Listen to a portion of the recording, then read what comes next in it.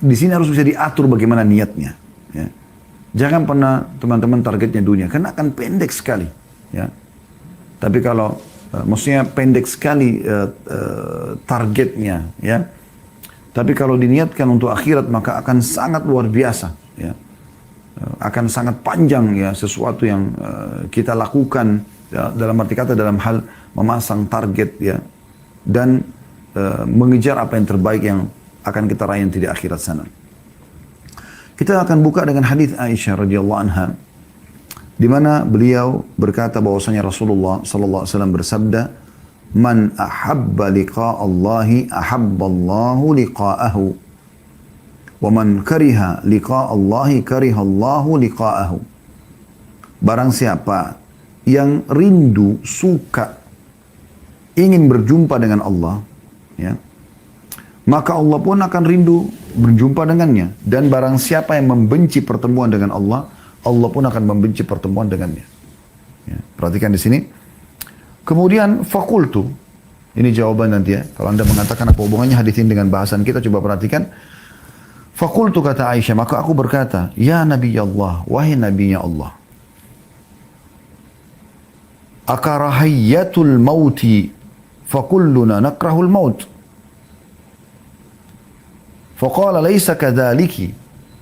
ولكن المؤمن إذا بشر برحمة الله ورضوانه وجنته أحب لقاء الله فأحب الله لقاءه وإن الكافر إذا بشر بعذاب الله وسخطه كره لقاء الله وكره الله لقاءه. Artinya, kata Aisyah radhiyallahu anha, apakah yang dimaksud benci akan kematian, wahai Nabi Allah? Tentu kami semua takut dengan kematian. Nah, di sini yang menjawab tadi apa yang saya jelaskan dalam pembukaan kita ya. Jadi orang mukmin tidak perlu takut. Aisyah mengatakan kami selama ini masih takut mati, gitu kan. Tapi dengarkan bagaimana setelah Nabi SAW menjelaskan kepada beliau. Kata Nabi SAW, bukan begitu maksudnya. Namun, maksud yang benar adalah seorang mukmin jika diberi kabar gembira dengan rahmat, keridhaan serta surganya, nanti kalau mati itu masuk surga loh. Nanti kan kita terima hasil amal-amal kita loh. Nah, misalnya kita bahasakan begitu. Maka dia pun akan rindu mati. Dia ingin rindu segera bertemu dengan Allah. Karena untuk bertemu dengan Allah kan harus mati dulu. Gak mungkin tidak gitu. Ya. Maka Allah pun suka bertemu dengannya. Dan barang siapa yang benci, jika orang kafir diberikan kabar tentang siksa Allah dan ahli maksiat. Nanti kau akan dimasuk neraka, nanti kau akan disiksa.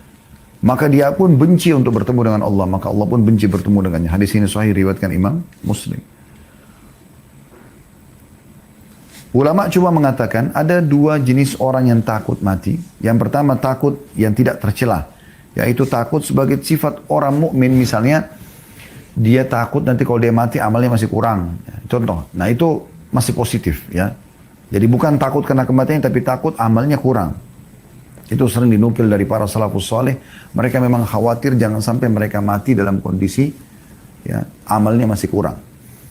Kemudian takut yang tercela adalah takut yang menunjukkan lemahnya iman karena tidak mau berpisah dengan dunia. Maka ini sangat ya buruk. Dan ini yang membuat umat Islam menjadi lemah. Justru nilai plus kita sebagai umat yang beriman kepada Allah pada saat kita justru tidak cinta dengan dunia dan tidak takut dengan kematian.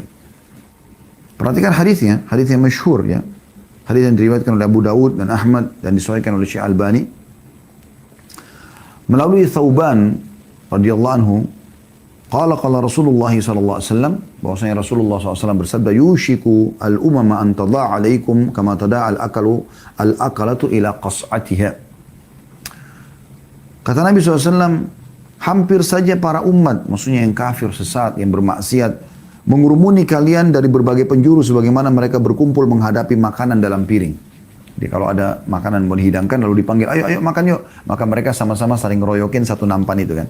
Nabi SAW menggambarkan kita seperti nampan di makanan itu umat Islam ini. Gitu. Faqala qailun min killatin nahnu yawma idzin. Maka salah seorang mengatakan, ya Rasulullah, apakah pada satu kami sedikit? Kenapa para sahabat menanyakan ini teman-teman sekalian? Karena memang di zaman beliau saja, di zaman Nabi Muhammad SAW, umat Islam sedikit sekali. Kota Madinah kota yang kecil. ya, dibandingkan kota-kota umat Islam sekarang ini. Dengan jumlah sedikit, kota mereka kecil, persenjataan mereka masih sederhana. Orang-orang kafir pada ketakutan dengan kaum muslimin. Ya. Merasa segan. Maka sahabat ini mengatakannya, Rasulullah, waktu kami dikeroyokin itu nanti, apakah jumlah kami sedikit? Qala bal antum yawma idzin katsir. Ketahuilah pada hari itu kalian sangat banyak. Sekarang jumlah kita miliaran umat Islam. Walakinnakum gutha'u ka gutha'is sail. Tapi pada saat itu kalian seperti buih di lautan. Ya. Buih di lautan yang tidak ada, ya, atau sampah yang dibawa oleh air hujan. Jadi kayak bawa arus dan nggak ada nilainya gitu ya. Wala yanzi'anna Allahu min suduri aduwikum al-mahabata minkum. Pada saat itu Allah sudah mencabut rasa segan dari musuh-musuh kalian. Wala yaghzifanna Allahu fi qulubikum al-wahan, dan pada saat itu disebabkan dalam hati kalian tertanam penyakit wahan. Faqala qailun ya Rasulullah wa mal wahan? Intinya di sini sebenarnya kata seseorang, ya Rasulullah, apa itu wahan yang membuat akhirnya kami lemah, kami bisa dikeroyok oleh musuh, ya. Kata Nabi SAW, qala hubbud dunya wa karahiyatil maut. Ini kuncinya. Cinta dunia, takut berpisah dengan dunia, dan juga benci dengan kematian. Bisa